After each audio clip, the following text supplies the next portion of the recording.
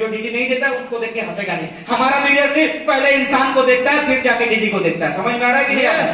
हमारा ही ऐसा है लीडरशिप है। बहुत सारे लोगों का मम्मी का ट्रीटमेंट कर नहीं पा रहे, पापा का ट्रीटमेंट कर नहीं पा रहे, बहन का शादी नहीं हो पा रहा है, उधर उसका एक्सीडेंट हो गया, उधर ये प्रॉब्लम हुआ, ये प्रॉब्लम, इधर बहुत सारे लीडर है। पूछ के देखो कि कितना पैसा हम लोग उन लोगों के लिए कंट्रीब्यूट करते हैं, लेकिन बोलते नहीं है। समझ में आ रहा है? क्योंकि हम लोग इंसानियत देखते, ऐसा नहीं वो लीडर है, छोटा लीडर 1 महीना 2 महीना हुआ, फिर भी हम लोग कंट्रीब्यूट, क्योंकि इंसानियत सबसे लिए इंपॉर्टेंट है। समझ में आ रहा है? हम लोग इंसान को सबसे पहले देखते हैं, ह्यूमैनिटी को देखते हैं। क्या मैं समझा पा रहा हूं? क्या उस लेवल का थॉट लेके हम लोग काम करते हैं? क्या मैं क्लियर कर पा रहा हूं? क्या सो इस लीडरशिप रियली हम प्राउड फील करते हैं लीडरशिप। अगर ये लीडरशिप नहीं होते तो स्मार्ट वैल्यू भी इस जगह में कभी नहीं होता। समझ में आया कि नहीं आ रहा? राइट। सो आप लोगों का भी इधर भी इसलिए बार बार बोलो, जितना भी इधर इतने फ्रंट लाइन में हमारे लोकल लीडर से बाहर से भी आए जो लोग इकबाल वगैरह, ये लोग जो का इतना कंट्रीब्यूट कर रहे हैं आप लोगों के लिए, तो उसका थोड़ा बहुत इज्जत देना सीखिए, क्योंकि जो देंगे वही आपको मिलेगा। ये सुन लो, ये सुन लो, जो देंगे वही आपको मिलेगा। राइट। सो ये बहुत ही इंपॉर्टेंट चीज है दोस्तों। नेक्स्ट बहुत इंपॉर्टेंट चीज है वो है सेल्फ। सेल्फ बोले तो देखिए, जो खुद को बिलीव करता है, बेसिकली इधर लिखा है कि जो गॉड को भी बिलीव करना चाहिए, भगवान को बिलीव करना चाहिए, ईश्वर को बिलीव करना चाहिए। जो खुद को ही बिलीव नहीं करेगा वो ईश्वर कैसे बिलीव करेगा? ईश्वर कहां से आ जाएगा? ईश्वर तो खुद ही है। ये सुन लो, खुद के अंदर में ही है, तो हम खुद को बिलीव करना पड़ेगा। तो हमारे अंदर से जो आवाज आएगा, हमारे अंदर से जो ताकत आएगा, हमारे अंदर से जो कॉन्फिडेंट आएगा, वही तो उनका दाम है। ये सुन लो, ये सुन लो। तो खुद को बिलीव करना बहुत इंपॉर्टेंट है दोस्तों।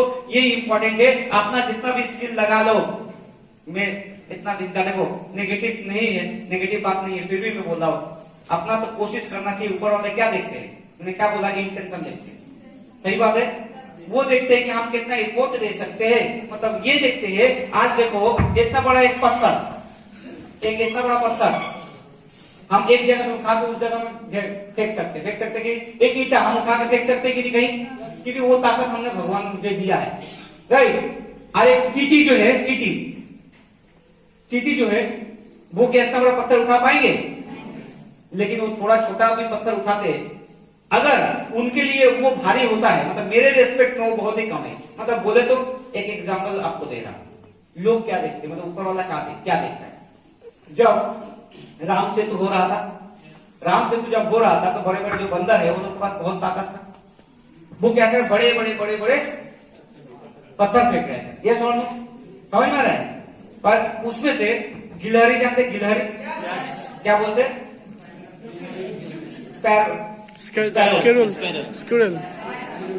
स्क्विरल। ठीक है। तो वो भी उस समय कॉन्ट्रीब्यूट, वो तो छोटा है ना, वो क्या कर रहे, छोटा छोटा अपने मुंह से जाके वो भी डालने की कोशिश कर। तो बंदर लोग हंस रहे हैं, बंदर लोग हंस रहे थे, बोले कि ये तू क्या कर रहे हैं? हम तो इतना बड़े बड़े पत्थर डाल रहे हैं, राम सेतु बनाए, तू छोटा सा डालना नहीं डालना, बड़ा बड़ा तू एक्साइड है, तो क्या छोटा सा तू क्या करेगा? भाई रामचंद्र ने ये चीज को देखा, वो कोई बंदर को जाके एप्रिसिएशन नहीं दिया, वो जाके स्क्विरल को, जो गिलहरी है, उनको जाके एप्रिसिएशन दिया। ये लोग जितना काम नहीं कर रहा है उससे बहुत बड़ा काम तू कर रहा है, इतना छोटा होने के बावजूद भी तू जितना, ये लोगों के रेस्पेक्ट ये लोग जितना कर सकता है उसके रेस्पेक्ट में तू जो कर रहा है बहुत ज्यादा है। समझ में आया कि नहीं आ रहा है? इसलिए जो उसके ऊपर हाथ ये हुआ, उसके हिसाब से दाग उसके अंदर नहीं है, राम जी का दाग उनके पीठ में नहीं, ऐसे कहा जाता है। क्या मैं समझा पा रहा हूं? इसका मतलब छोटा बड़ा नहीं, लोग इंटेंशन देते हैं। ऊपर वाला क्या देखता है? हम क्या कर सकते हैं? तो हम पहले फर्स्ट ऑफ ऑल, हम जितना हमने भगवान बनाया शायद उतना अच्छा नहीं बना पाया, पार्थोभौमिक खराब करके जो देगा हमसे अच्छा फिर भी तो देगा। लेकिन ये नहीं देखते ऊपर वाले, ऊपर देखते हम कितना अपना बेस्ट देने की कोशिश कर रहा हूं जितना हमें ऊपर वाला दिया है। Yes no? समझ में आ रहा है? क्या समझ में आया कि नहीं आ रहा है? राइट। कि हम क्या कर सकते थे और मैंने क्या किया, ये दोनों में 100% होना चाहिए। मतलब मैं जितना कर सकता था, मैं दिन में 3 इनवाइट कर सकता था, 3 एसटीडी कर सकता था और 4 फॉलोअप कर सकता था। मैंने किया कितना? आधा। रिजल्ट कितना मिलेगा? समझ में आया कि नहीं आया? राइट। हम जितना कर सकते थे क्योंकि ऊपर वाले ने हमको दिया है, हमको तबीयत सही रखा ना, सही बात है कि नहीं? हमको बीमारी नहीं दिया, हमको एकदम हट्टा कट्टा रखा, तबीयत खराब नहीं हुआ, हम कर सकते हैं और हमने किया वही है। ऊपर देखा कि बस हम जब पहले की बात बता रहा हूं, जब आसाम में काम करने के लिए गए थे, सुबह से लेकर रात तक, मतलब सुबह उठने के बाद जो स्मार्ट वैल्यू का काम स्टार्ट होता था, रात के सोने से पहले मतलब काउंसलिंग करते करते ही सो जाते थे, जानता है बहुत लोग देखा हो। उसके बाद सो जाने के बाद जो सपना आता था वो भी स्मार्ट वैल्यू पे ही आता था। समझ में आया कि नहीं आया? सुबह से लेकर रात तक, रात से लेकर सुबह तक खाली स्मार्ट वैल्यू और स्मार्ट वैल्यू, मतलब जितना कर सकता था शायद उससे बढ़कर किया था, इसलिए ऊपर वाले के पास कोई जवाब नहीं था। उनको अगर जाके बोलेंगे कि हमने सब कुछ किया फिर भी मेरे को सक्सेस क्यों नहीं मिला, ऊपर वाले के पास जब जवाब नहीं था तब जाके हमें सक्सेस दिया। समझ में आ रहा है कि नहीं आ रहा है? ऊपर वाले के पास ऐसा जवाब आंसर नहीं होना चाहिए कि तब नहीं बोलना चाहिए तेरे को इसलिए सक्सेस नहीं दिया कि तूने तो एक्सक्यूज दिया, तेरे को करना चाहिए था एसटीपी, तू क्या क्या एक्सक्यूज करके तू चला गया गर्लफ्रेंड से मिलने के लिए। तू कर सकता था, तूने एक्सक्यूज दिया कि आज ज्यादा सर्दी आ गया, सुबह में निकल नहीं पाएंगे, आज बारिश हो गया, आज निकल नहीं सकते हैं, तू कर सकता था। इसलिए तेरे को ऊपर वाले के पास कोई उत्तर ना बचे। समझ में आ रहा है? ऐसा हार्ड वर्क करो, ऐसा वर्क करो कि ऊपर वाले के पास कोई उत्तर ना बचे। समझ में आया कि नहीं आ रहा है? इतना कुछ करने के बाद रिजल्ट अपने हाथ में नहीं है। दोस्तों, हम best of the best training दे सकते हैं, best of the best STP कर सकते हैं, best of the best follow up कर सकते हैं, पर डीजी देगा या नहीं देगा, रिजल्ट आएगा या नहीं आएगा, सक्सेस मिलेगी या नहीं मिलेगी, ये ऊपर वाले के हाथ में। इस बात को ध्यान रखो। समझ में आ रहा है? क्योंकि देने वाला वन एंड ओनली। क्या क्लियर हुआ कि नहीं? सब कुछ कर लो अपने बिलीव से, लेकिन एक लास्ट में बिलीव उनको करना पड़ेगा। एंड ऑफ द डे रात को उनको प्रेयर करना पड़ेगा, भगवान मुझे सक्सेस दिला दे, क्योंकि उनके आशीर्वाद, उसकी कृपा के बिना कुछ नहीं हो सकता। समझ में आया कि नहीं? बिलीव करो, अपना बेस्ट देने के बाद जो बचा रहता है वो ठीक कर ले। क्या मैं समझा पा रहा हूं? एक आदमी हेलीकॉप्टर जा रहा था, एरोप्लेन से जा रहा था, बहुत नामी दामी आदमी है, बहुत काम क्या हो तो मीटिंग करने के लिए, बहुत बड़ा मीटिंग सेमिनार है, दिल्ली जाना है। समझ में? अभी गया फ्लाइट में, जब उठने के बाद अचानक, कब क्या होगा किसी को पता नहीं ना,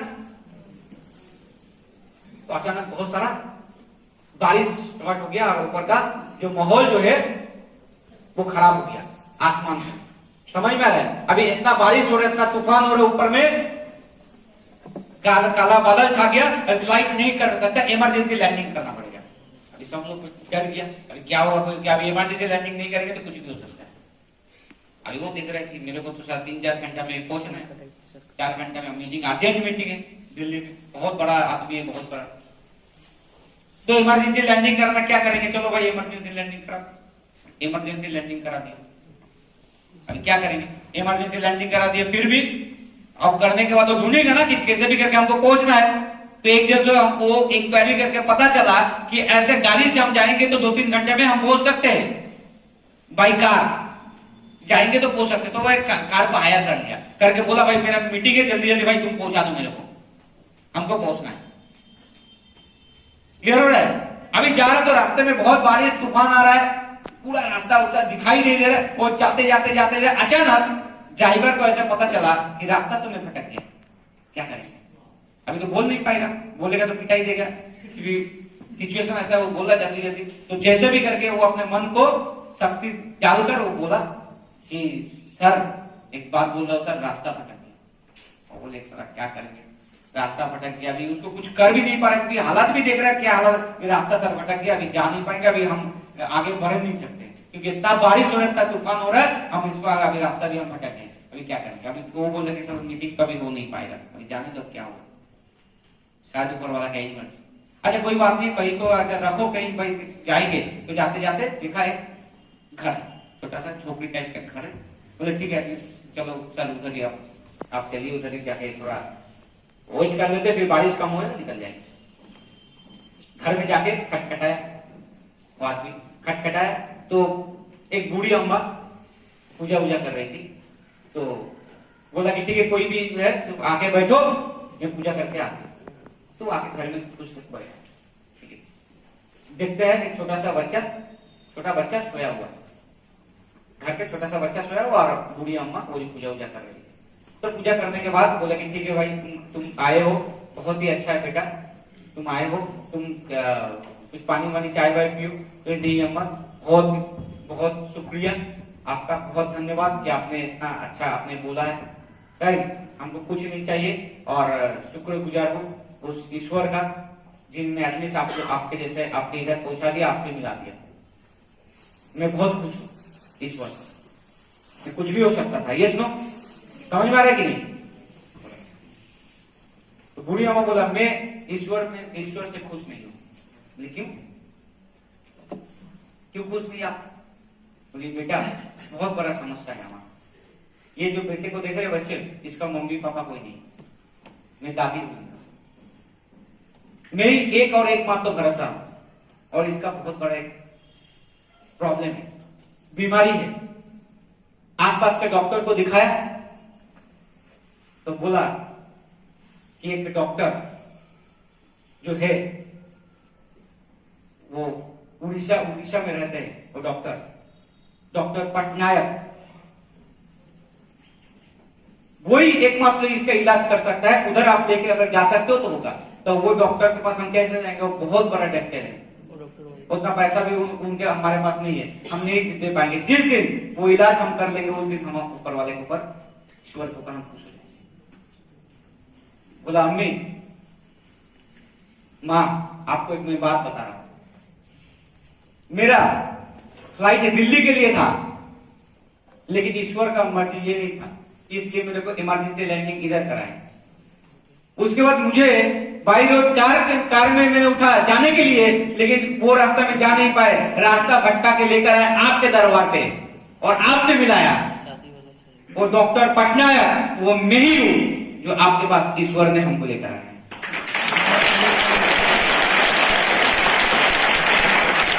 समझ में आ रहा है कि नहीं? क्लियर हुआ कि नहीं? तो इसका मतलब यही है, बिलीव ऑन गॉड। ईश्वर के ऊपर अगर बिलीव रखोगे 100% रिजल्ट देर से होगा पर दुरुस्त होगा। समझ में आया कि नहीं आ रहा है? क्योंकि थोड़ा देर है पर अंधेर नहीं है दोनों। समझ में आया नहीं आ रहा है? सो सब कुछ का कंक्लूजन जो है मेरा सक्सेस के पीछे, क्योंकि मैं किसी से नहीं डरता हूं, मैं सिर्फ ईश्वर से डरता हूं। समझ में आ रहा है? क्योंकि मेरा कोई भला भी नहीं कर सकता, मेरा कोई बिगाड़ भी नहीं सकता। ये सुन लो, ये सुन लो। तो सब लोग अपना कर्म करते जाइए, कर्म करते जाइए, रिजल्ट बाय द सिस्टम ऊपर वाला अपने कर्म के हिसाब से आपको दे दिया जाएगा। समझ में आ रहा है? क्लियर होगा? राइट? इस लेवल का हेल्पिंग अदर्स मेंटालिटी होना बहुत जरूरी है दोस्तों।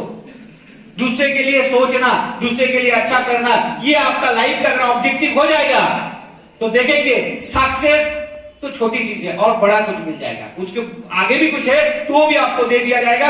बस ये करने के लिए इसके पहले हमारे पास कोई प्लेटफॉर्म नहीं था किसी और के लिए कुछ करने के लिए, सोसाइटी के लिए कुछ करने के लिए, देश के लिए कुछ करने के लिए।